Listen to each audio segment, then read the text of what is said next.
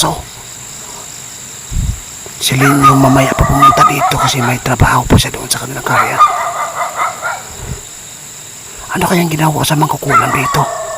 Nakita talaga ni Alan Guys na may dala pong manika. Ngayon po, hinabol po nila. Bro Larry. 5 po sila guys. Nagtataka po si Alan doon sa taas kung bakit po daw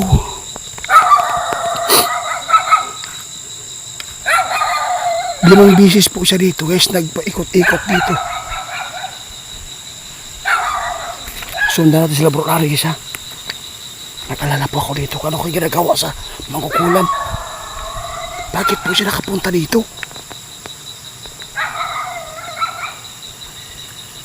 Baka meron siyang inilibing po dito sa park guys. Dapat po natin mahanap. Delikado si Linyo hanggat hindi pa si Linyo nakarating dito ngayon. Wala pang mga nangyayaring masama.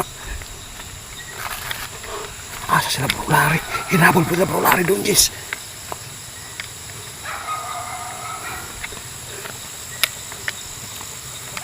Ano kaya inilagay niya dito?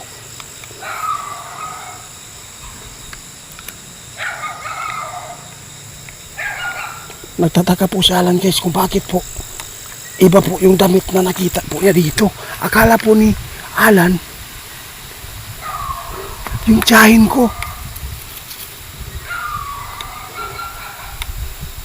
nangunguha po ng labong.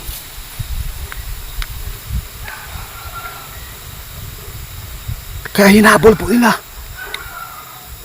Tinatawal pa ng aso guys. 5 po daw sila dito. Marami po yung naghabol ngayon.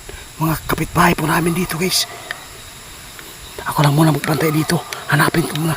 Libutin ko muna yung paligid. Ano kaya nilagay po sa libutin natin guys ha. Iikutin natin guys. Baka po mahanap natin yung inilibing po ng mangkukulam. Baka po kababamak si Linyo. Nausap na kami ni Linyo kanina guys. Itapon natin yung niyog. Doon natin ilalagay.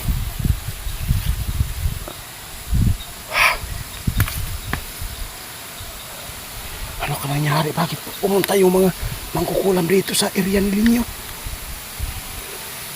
Hanapin natin guys ha. Kinakabahan ako dito. Ano ka nilagay nila dito?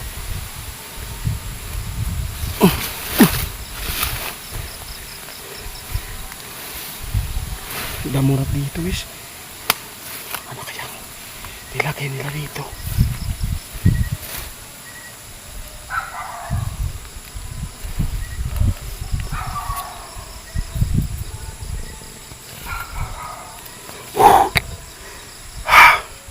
Magpatuloy yung balik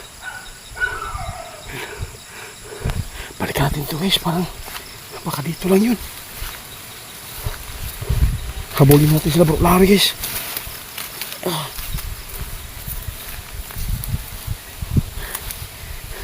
Dapat mahabol ko sila Bro Larry doon. Sinundan po nila guys.